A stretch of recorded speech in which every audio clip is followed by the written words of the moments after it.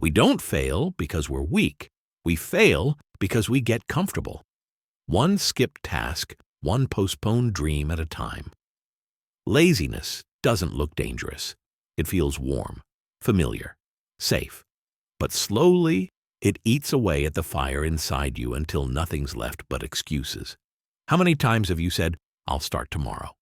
And how many tomorrows have quietly turned into years? It starts small. One missed workout, one unfinished goal. Then, before you know it, life has moved on. And you're still standing in the same place, because once there was a boy who did the same and almost lost everything. Ethan was 17, a dreamer with talent, speed, and a spark that could have taken him anywhere. He wanted to be a footballer, the kind whose name echoed in stadiums. But lately, his dream had started slipping through his fingers, not with a crash, but with quiet neglect. Mornings came and went. The alarm rang, then snoozed, then silenced. By the time Ethan finally got up, the sun was high and his teammates were already halfway through practice.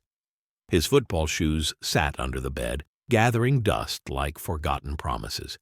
He told himself it was fine. "I'll train harder tomorrow." But tomorrow never came. Instead, he scrolled. Endless reels, endless noise. Hours vanished inside that glowing screen while his goals, the real ones, faded in the background. Every night he'd whisper, "Just one more video." Every morning the guilt would creep back in. His coach stopped calling. Friends stopped asking him to play. His grades dipped, his energy vanished, and somewhere deep down he started to believe maybe he just wasn't meant for greatness after all. Still, he couldn't admit it. Not yet. He laughed it off, made excuses, told his father he was taking a break. But even he could hear the lie in his voice.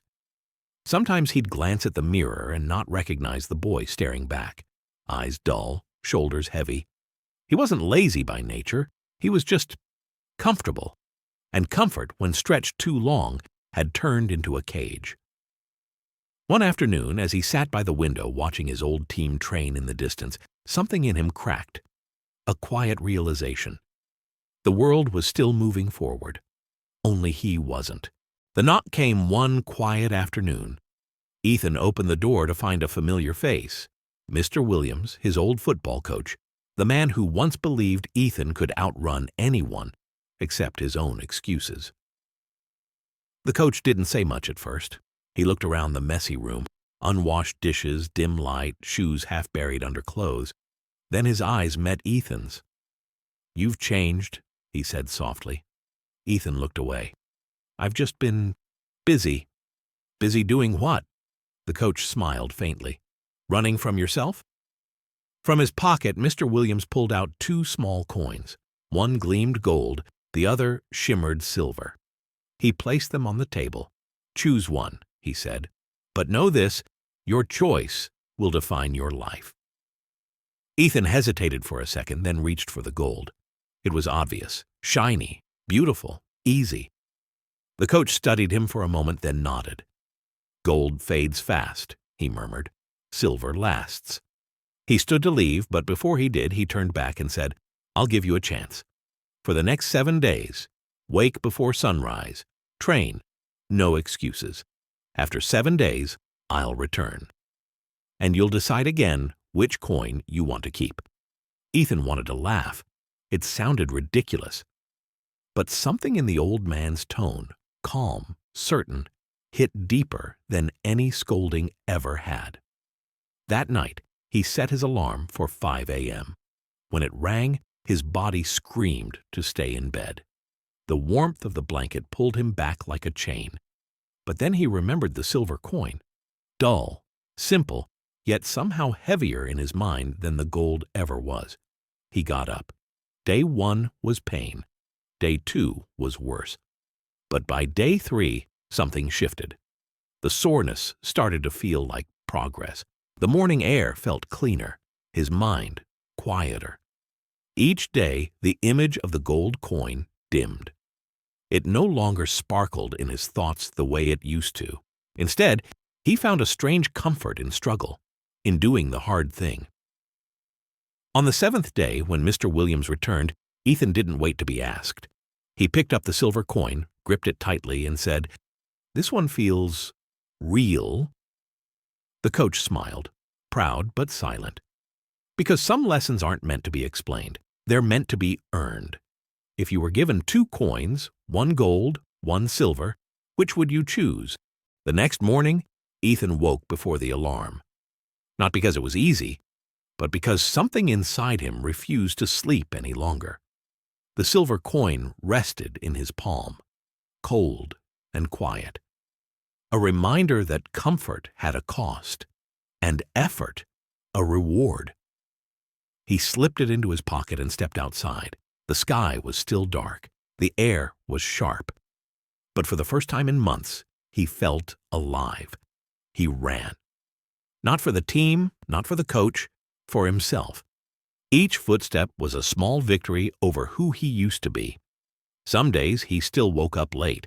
Some days he wanted to quit. But now, instead of guilt, he felt something else, resistance. The same way fire hardens steel, struggle was shaping him. Mr. Williams noticed. Not the speed, not the strength, but the focus, the quiet determination behind every move. "You found your rhythm," he said one morning. Ethan smiled. "No, coach, I've found my reason." Soon he wasn't just on time for training. He was early. His teammates started looking to him for energy. His grades improved. His father began trusting him again. And for the first time, Ethan realized the real victory wasn't on the field. It was in the mirror. Because discipline isn't about doing more. It's about doing what matters, even when no one's watching. We all have a gold coin in our lives. Those small moments of comfort we reach for when things get hard. The scrolling, the excuses, the shortcuts. They shine for a while, but they don't last. The silver, though, it's dull, slow, and often overlooked. But it's what builds greatness. It's what lasts when everything else fades. So ask yourself, what's your gold coin?